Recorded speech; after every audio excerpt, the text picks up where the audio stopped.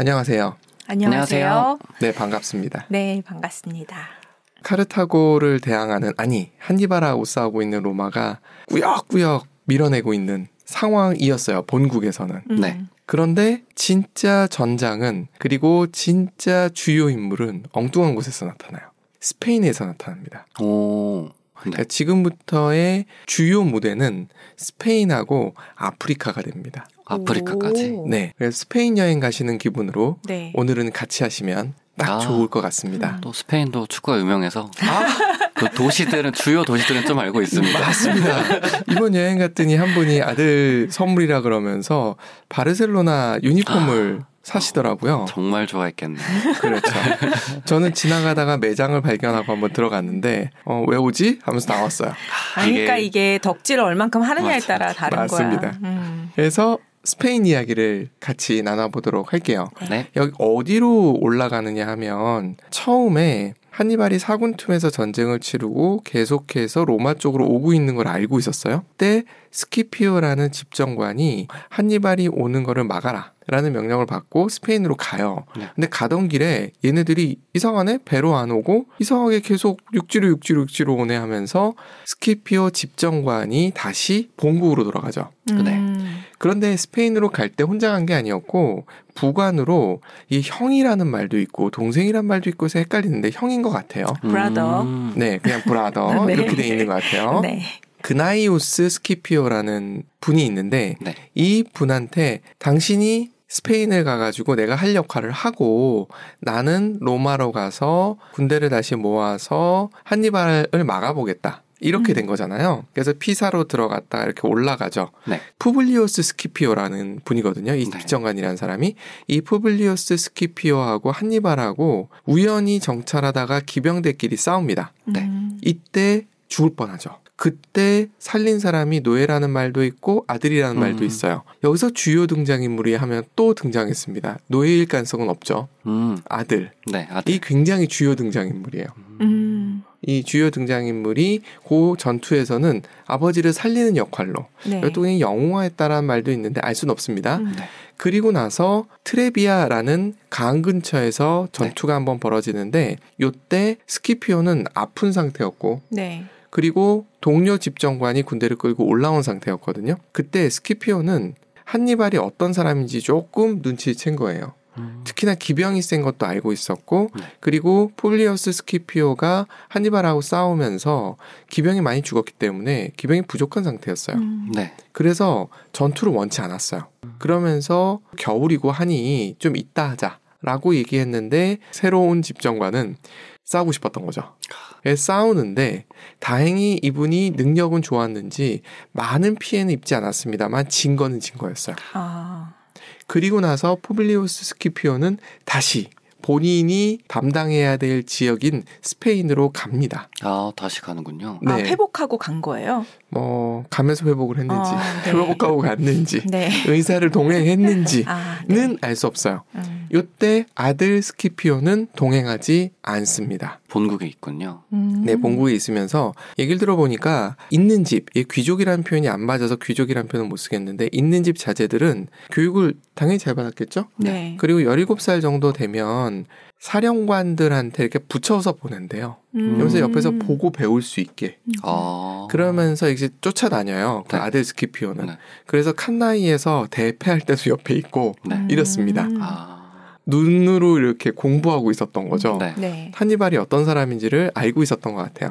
어쨌든 우리는 스키피오 형제한테 집중을 해보도록 할게요. 네. 형인지 동생인지 모르는 그나이우스 스키피오라는 분이 혼자서 온 거죠, 스페인에. 네. 그리고서 해야 될 일이 뭐였느냐 하면 한니발의 본거지를 점령해라는 아니었던 것 같아요. 왜냐하면 보냈던 군대 수가 너무 적어. 그냥 교란을 해라. 그래서 한니발한테 지원군이 못 가게 해라. 그리고 조금 더 낫다면 한니발이 찜찜해서 돌아가면 제일 좋은 거고. 네. 이 정도로 생각을 했던 것 같아요. 그러다 보니 이 스키피오 형제한테 가장 힘들었던 거는 본국에서 지원이 없어요. 그렇죠. 월급도 안 줘. 월급도. 아이고. 그래서 이걸 어떻게 해? 하니까 결국은 알아서 해결을 해야 되는 상황에 봉착을 해 있는 게 스키피오 형제의 굉장히 어려운 점이었는데 근데 굉장히 잘해요. 첫 번째 했던 일이 뭐냐면 스페인 부족들, 여기 스페인 부족이라는 거는 카르타고 점령 하에 있었던 스페인 사람들, 네. 그 부족들이 카르타고를 배신하도록 자꾸만 유도를 해요. 오. 이건 한니발이 했던 거랑 똑같죠? 네. 똑같은데 한니발은 실패했는데 여기는 성공했어요. 이유가 뭘까를 생각해보면 로마의 동맹국들은 에트루니아인들, 그리스인들에서 로마 이전에 이미 문명을 일군 애들이고 하나의 시스템을 갖춘 애들이에요. 네네. 반면에 에스파니아, 스페인에 있는 사람들은 그들이 봤을 땐 야만인들인 거예요. 그냥 부족 국가 정도 느낌? 네. 이러다 보니까 뭐 신이고 뭐고 모르고 유리하면 그냥 이런 느낌이 강했던 것 같아요. 그래서 이 전쟁의 키를 쥐고 있었던 사람들이 스페인 사람들인 거예요. 그러네요. 이쪽 붙었다 저쪽 붙었다 하니까 그렇죠. 네, 이런 상황이었다고 보시면 되세요. 추정은 뭐냐면 네. 농경을 하고 상업을 하고 하는 사람들은 신의가 중요할 수밖에 없어요. 그쵸. 네 땅 내 땅에 대한 소유권 분명. 그렇죠. 그리고 거래를 한다는 거는 신뢰관계 분명. 그렇죠. 이래야 되니까 그게 되는 민족들이었다라고 보면 그들이 선진 뭐 이런 건 아니라고 봐요. 저는 그냥 그들이 하고 있던 먹고 사는 방식 때문에 그렇다고 문화적인 보고. 베이스 때문에. 네. 스페인에 있었던 분들 그리고 이탈리아 북부에 있었던 갈리아인들은 대충 농사 짓다가 따먹다가 안 되면 약탈하고 뭐 이런 느낌이어서 신의 같은 건 별로 중요하지 않은 그런 게 있었던 것 같아요. 처음에 스키피오 형제가 전투를 하나씩 치르는데 제일 먼저 점령했던 데가 사군툼이라는 데예요. 여기가 전쟁 시작했을 때 그쵸. 나왔던 도시잖아요. 네. 여기에 스페인 유력자들의 가족들이 인질로 잡혀 있었대요. 볼모죠. 네. 거기를 담당하고 있었던 카르타고 군인이 뭔가 실수를 했나 봐요. 네. 그래서 그냥 넘겨버려요. 여기에 대한 자세한 내용이 없어요. 근데 어떻게 속였는지 네. 그걸 넘겨버리니까 어떤 일이 생기냐면 내 가족을 인질로 잡고 있었던 게 카르타고가 아니라 이제 로마가 돼버린 거잖아요. 네. 이거 흐르는 거죠, 로마 쪽으로. 그러네요. 그러니까 머리를 잘 쓴 거죠. 네. 그리고 또 이겨야 되겠죠. 네. 그래서 키사 전투라고 뭐 큰 전투는 아니었는데 그나이우스 스키피오 혼자서 이깁니다. 그러니까 한니발만 아니면 대체로 이겨요. 그런 것 같아요. 그렇죠. 그래서 카르타고에서 아뜨한 거예요. 네. 왜냐하면 스페인은 지켜야 된다. 왜냐하면 은광도 있고 농산물도 풍부하게 나는 곳인데 이건 한니발을 지원한다기보다는 카르타고의 이익을 위해서 군대를 파견해요. 네. 보병 4,000명, 500기병 많은 게 아니에요. 네. 저 정도 지원을 해주니까 간의 기별이 안 온 것 같아요. 그리고 나서 에브로강, 저 강이 원래 경계를 이루고 있었던 강이거든요. 저 파란색 말씀하시는 거죠? 네, 저희 네네. 그림에도 보이시죠? 네네. 에브로강이라고. 네. 저희가 경계선이었는데 저 경계선 아래 하구 쪽에서 해전이 일어나는데 역시 이깁니다. 로마는 계속 이겨요. 이렇게 되니까 카르타고 쪽에서 안 되겠는데? 네. 하면서 좀 더 군대를 보냅니다. 그러니까 조금씩 찔끔찔끔 지원하는 형태. 근데 카르타고 원로원의 이런 모습을 보면 논쟁을 할 수는 있으나 최종적인 결정이 나면 이게 어느 정도 뭉쳐져야 되는데 그 느낌은 잘 안 보여요. 그러니까 계속해서 치고받고 싸우는 그 내부의 상황 때문에 파벌 싸움이 있었고 그런 있었을 것 것이다. 같아요. 그러다 보니까 집중적인 왕창 지원 이게 잘 안 됐던 것 같아요. 하여튼 조금씩 계속 보내고 있다라고 이해를 하면 될 것 같고 네. 그리고 로마가 이기는 모습을 본 스페인 사람들은 당연히 로마가 세네? 하면서 로마 쪽으로 자꾸 붙는 거죠. 네. 이것 때문에 계속 예민해지고 있는 거죠. 한니발 형제들이 지키고 있었던 이 지역이 위험할 수 있다는 생각이 들고 있을 때 데르토사라는 데서 한판 붙습니다. 제대로 붙는데 이때 또 로마가 대승을 해요. 근데 이때 조금 봐둬야 될 부분이 뭐가 있냐면 한니발 동생들이잖아요. 한니발이 칸나이에서 어떻게 이겼는지도 요즘 같은 인터넷 시대가 아니어도 다 알 수 있는가 봐요. 소문으로? 네. 교본이 있었는지 네. 아니면 한니발이 뭔가를 두고 갔었는지 그 전략을 써요. 망치와 모루. 네. 굉장히 중요한 게 모루가 튼튼해야 돼요. 네. 그렇죠. 받쳐줘야 돼요. 네. 그리고 망치가 빠른 속도로 와야 돼요. 근데 보통 망치 역할을 하는 것이 한니발 입장에서 봤을 때 늘 기병이었거든요. 오, 기억력 좋으십니다. 기병을 이용을 했거든요. 기병을 확실하게 이용해서 포위 전술을 써야 되는데 로마 쪽도 이걸 아는 거죠. 그래서 선수를 치는 느낌으로 카르타고 쪽 군대의 기병을 막습니다. 그러니까 버틴 거예요. 정확하게 얘기하면. 네. 네. 그러면 어떤 일이 생기냐면 로마의 중무장 보병, 중심을 맡고 있는 얘네들의 경쟁력은 탁월하거든요. 그쵸. 그러니까 이게 안 무너지니까 네. 거꾸로 현상이 일어난 거예요. 가운데서 더 밀고 들어가는 건가요? 로마가 카르타고의 중앙을 완전히 밀고 네. 들어가 버리는 사태가 생기니까 대패를 합니다. 똑같은 전략을 쓰더라도 누가 쓰느냐가 되게 중요하다라는 얘기를 하더라고요. 아, 맞는 것 그러네. 같아요. 그리고 이런 얘기도 해요. 한니발 같은 경우는 전투를 할 때 매복도 좀 시키거든요. 네. 양쪽에서 이렇게 감싸는 이 힘이 만약에 대등하면 안 되잖아요. 네. 밀고 들어가야 되는데 그럴 때는 잠복을 시켜놓고 뒤에서 치게 하는 이런 전략도 쓰는데 동생분들은 뭐 자신이 있었는지 그러지 않다 보니 로마의 중무장 보병한테 썰린다는 표현을 쓰더군요. 그런 현상이 일어나 버려요. 그래서 스페인 쪽에서 어떻게 해서도 한니발한테 지원을 하기 어려운 상황에 봉착을 해요. 네. 아. 여기까지는 좋아요. 로마가? 네. 네. 또 하나의 굉장히 중요한 세력이 등장합니다. 저 아래 계시는 분 아프리카 사람처럼 안 생겼죠. 네. 그런데 아프리카인입니다. 베르베르족이라고 있어요. 베르나르 베르베르. 그래서 베르나르가 나올 뻔했습니다. 베르베르족이라고 있습니다. 네. 북아프리카의 해안가 쪽은 굉장히 풍요로운 지역이에요. 지금은 그런 느낌 안 들지만 네. 과거에는 그랬다고 합니다. 근데 거기서 조금 더 들어가면 지금 같은 사막은 아니어도 그냥 초지였다고 보시면 되세요. 그 지역에 살던 종족이에요. 그래서 뭐 딱 하나의 종족이라기보다는 그냥 네네, 한꺼번에. 여러. 그리고 베르베르의 뜻이 야만족이라는 의미래요. 아, 정말요? 아. 그런데 저렇게 하고 다니는 우리가 아프리카에 말 타고 다니는 사람들 생각하면 저 느낌이잖아요. 네, 유목민? 맞습니다. 그래서 말을 잘 타고 그리고 좀 하여튼 시스템이 딱 갖춰져 있지는 네. 않은. 그래서 저 베르베르족이 만든 국가가 누미디아라는 국가. 근데 그 전에 네. 국가 이름들이 있어요. 그런데 얘네들이 생긴 시점을 보니까 이 포에니 전쟁 그 즈음이에요. 그러니까 굉장히 늦게 체계화되기 시작한 국가다라고 생각을 하시면 될 것 같아요. 네. 네. 얘네들을 조금 이해해 볼 필요가 있어요. 네. 왜냐하면 한니발은 기병을 중심으로 해가지고 전쟁을 치렀거든요. 네. 그러니까 기병의 힘을 중시하다 보니 누미디아하고의 관계가 되게 중요했던 거예요. 아, 네네. 스키피오도 이걸 모르지 않은 거예요. 네. 그래서 쟤네들 마음을 사는 걸 되게 중시한 거죠. 그런데 저 누미디아가 둘로 쪼개져 있었어요. 그러니까 동쪽과 서쪽이라고 말씀드릴게요. 서쪽 같은 경우는 지브롤터 해협으로 스페인이랑 붙어 있는 곳이고 네. 동쪽 같은 경우는 카르타고랑 붙어 있는 쪽이잖아요. 네. 저렇게 두 개의 나라로 나눠져 있다고 생각하시면 되시고요. 카르타고 쪽에 붙어 있는 쪽의 왕자가 마시니사라는 사람이에요. 마시니사.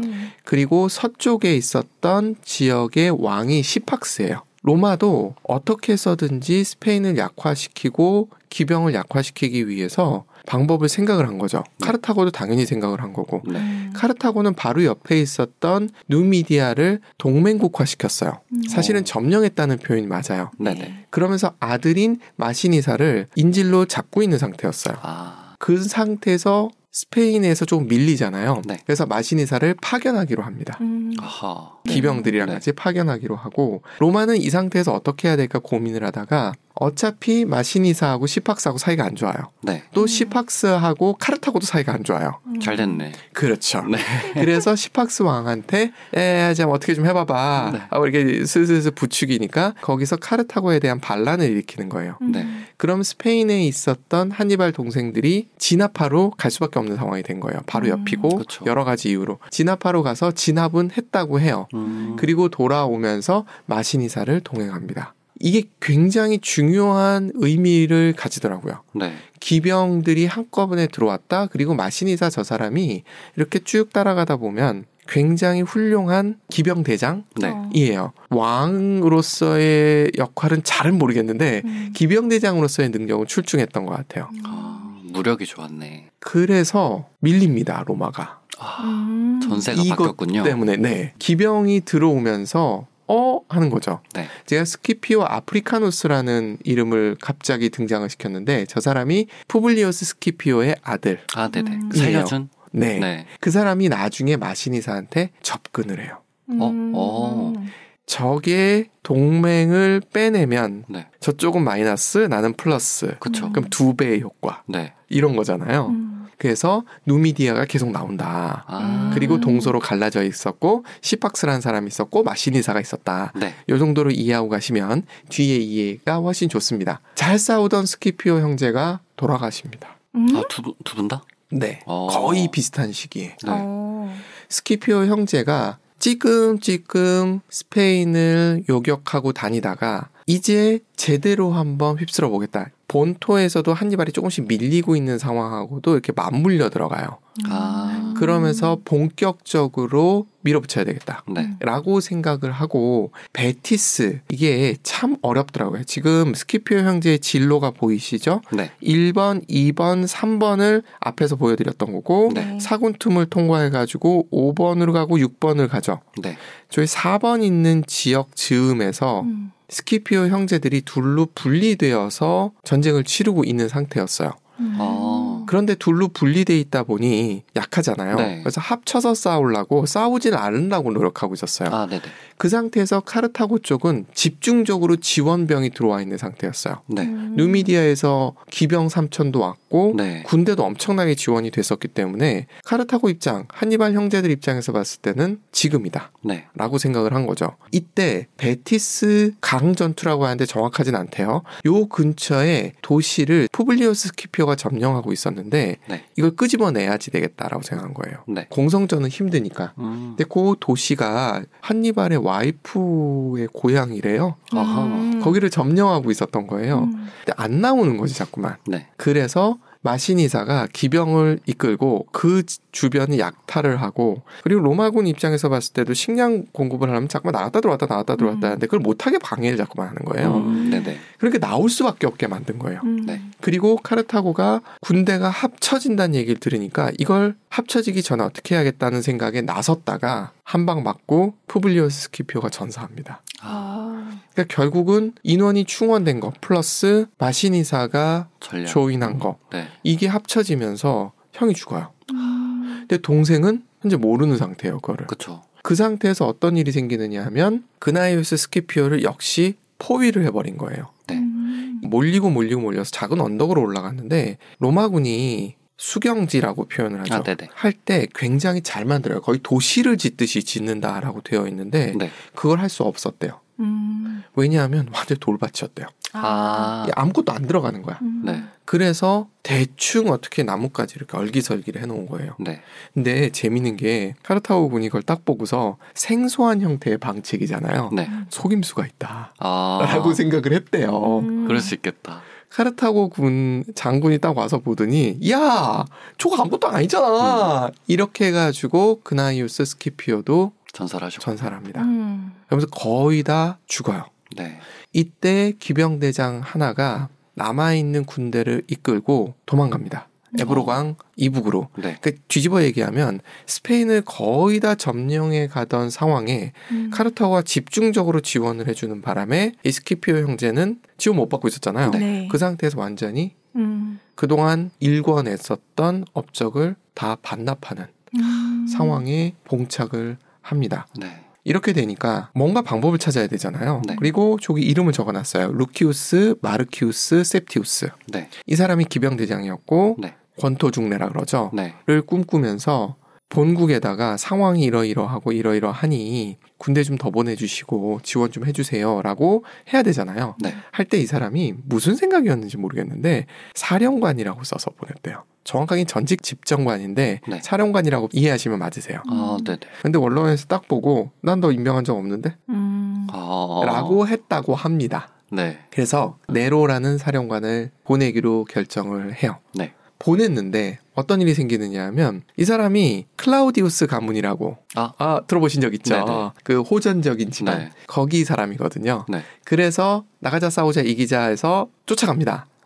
그런데 한니발 동생들이 세 개로 쪼개져 있었어요. 네. 근데 하나를 약간 궁지에 몰아넣은 상태였던 거예요. 네. 그 애들이 살아나려고 속입니다. 네. 강화하자. 네. 해놓고 슥 도망을 가버려요. 그래서 소환당합니다. 그래서 스페인에 사령관이 없는 상태가 돼요. 아. 사령관을 보내긴 해야 되잖아요. 네. 그래서 이분이 등장합니다. 스키피오 아들. 아프리카누스가 네. 등장해요. 이 당시 나이가 26. 로마는 공화정 시절에 40이 넘어야 집정관이 될 수 있고 그래야지 사령관이 될 수 있어요. 네. 몇 살? 26살. 나 사령관 할래요. 어떻게 생각했을까요? 40 넘으신 나이 지긋하신 분들이. 어린 놈이 어디? 맞습니다. 정확합니다. 어린 놈이 어디였어요. 근데 스키피오 아프리카누스를 조금만 앞으로 가볼게요. 마키아벨리 아시죠? 네. 군주론. 네네. 이 마키아벨리 책을 읽다 보면 로마 얘기가 되게 많이 나와요. 아, 마키아벨리즘 그거 말씀하시는 거 맞죠? 맞아요. 네네. 이 사람도 역사 공부를 굉장히 많이 한 사람이에요. 네. 그러다 보니 로마사를 정통한 사람 중에 하나다라고 보셔도 됩니다. 네. 이 사람이 했던 얘기가 뭐냐면 여기 스피키오는 스피키오 아프리카누스입니다. 네. 스키피오가 스페인을 침공했을 때 그곳은 즉시 그의 우방이 되었고 그곳의 사람들은 그를 존경하고 칭송하게 되었는데 이는 전부 그의 인정과 자비가 이끌어낸 결과였다. 짧게 얘기한 거예요. 어떤 느낌이 드세요? 잘 싸우는 장군? 될만하다. 그런데 맨 뒤에 인정과 자비로 뭐 이런 얘기들이 나오잖아요. 유비 스타일. 유비는 지략이 뛰어났다고 얘기하기는 좀 그렇잖아요. 그냥 다 덕이 많았다. 다 덕이 품어주고. 많았다. 덕이 맞습니다. 많았다. 덕이 많다는 측면에서 봤을 땐 유비랑 비견할 만해요. 네. 그런데 전략도 아주 대단했던 사람이에요. 네. 제갈공명 같은 전략을 쓸 줄 아는 사람이었던 거예요. 천재였네요. 네, 굉장한 천재였는데 스키피오가 네. 22살 때 안찰관이라는 관직에 요 선거를 뽑거든요. 네네. 거기에 출마를 해요. 근데 사실 나이가 안 되잖아요. 네. 그런데 이 당시에 출마하는 방식이 연단에 흰색 옷을 입고 올라가면 출마를 해요. 그냥 입고 올라가면 되는 거예요? 네. 아, 그럼 내가 출마 의사가 있다는 걸 표현하는 거래요. 아 그게 일종의 선거 방송 비슷한. 형이 네. 안찰관에 나가고 싶은데 인지도가 떨어지는 거예요, 형은. 아, 네네. 그런데 동생이 엄마한테 그랬대요. 제가 오늘 나가서 형이랑 같이 안찰관에 당선돼서 돌아오겠습니다. 그랬더니 엄마가 좀 웃으셨대요. 그래, 나이도 가봐라. 안 되고 뭐 이런 느낌으로. 네. 저분이 스키피오 아프리카누스인데 네. 머리가 넓으시죠. 네. 저 나이가 드셨을 때고 아. 젊었을 땐 굉장히 호남형이었대요. 그리고 인상도 서글서글하고 사람을 이렇게 끌어들이는 흡입력이 있었나 봐요. 네. 딱 무대에 서니까 사람들이 적극 지지해서 형이랑 같이 돼요. 왜냐하면 한마디 했거든요. 난 형이랑 같이 될 건데? 라고 했더니 그럼 형이랑 해. 아, 하면서 그것까지. 투표를 해서 됐다라고 해요. 네. 그러니까 뭔가 좀 있는 사람인 것 같아요. 네. 사람을 끄는 뭐가 있었나 봐요. 맞아요. 그리고 1대1로도 굉장히 사람한테 매력을 이렇게 발산하는 능력이 있었다라고도 묘사를 해요. 나이 들어서는 좀 다르지만. 네. 하여튼 젊었을 땐 그랬다고 합니다. 그 뒤에 스페인에 사령관이 없는 거잖아요. 네. 원로원 의원들 중에 누군가 가야 되는데 일단 능력 있는 사람들은 한니발을 옥죄는 데다 파견돼 있잖아요. 아, 네네. 그 외의 분들이 있는 거잖아요. 네. 서로 눈치를 보는 거예요. 네. 스페인 먼데 아, 쉽지 않은데. 쉽지 않은데. 여러 가지 이제 고민이 되고 있는 거죠. 그래서 스키피오한테 기회가 왔다고 얘기합니다. 근데 나이가 어리잖아요. 네. 그랬더니 한마디 합니다. 모든 시민이 내가 안찰관에 적합하다고 생각했으니까 나는 충분히 안찰관을 맡을 수 있는 나이가 되었다고 말할 수 있습니다라고 얘기하고 안찰관이 했단 말이에요. 네. 이 사람이 이번에는 똑같은 얘기를 하는 거예요. 왜 그땐 되고 지금은 안 돼? 아. 라고 얘기를 해버린 거예요. 아, 가불기를 쓰는구나. 그러니까 그렇죠. 네. 그래서 원로원에서 이러지도 저러지도 못하는 상황이 된 거예요. 네. 그래서 아까 말씀드렸던 네로가 실수했다고 말씀드렸잖아요. 그것 때문에 새로운 사령관이 필요했고 그리고 겁없는 스키피오가 등장을 했고 또 아버지와 삼촌이 가가지고 열심히 노력을 했었고 불의의 사고로 돌아가신 거잖아요. 네. 그러니까 그래 너희 아버님도 그렇게 됐는데 그래 한번 가봐. 이런 느낌이 된 거예요. 근데 불안했나 봐. 아니면 있던 스타일로 간 게 아니니까 한 명을 더 붙여줍니다. 나이가 되는 사람을. 네네. 근데 배를 타고 갔대요. 네. 배를 타고 가면서 스키피오가 이 사람을 꼬셨다고 합니다. 제가 전쟁을 할게요. 네. 뒤에서 보조 좀 해주세요. 근데 언변이 좋았는지 네. 먹혔어. 그게 먹혔어요. 네. 그래서 같이 가셨던 분은 후방에서 지켜주기로 하고 네. 스키피오가 본격적으로 사령관 역할을 하기 시작합니다. 야망가네 아주. 그렇죠. 네. 그러면서 야망만 있었던 사람은 분명히 아닌. 그렇죠. 실력도 같이. 네, 맞아요. 맞아요. To be continue. 네. 감사합니다. 감사합니다. 네, 감사합니다.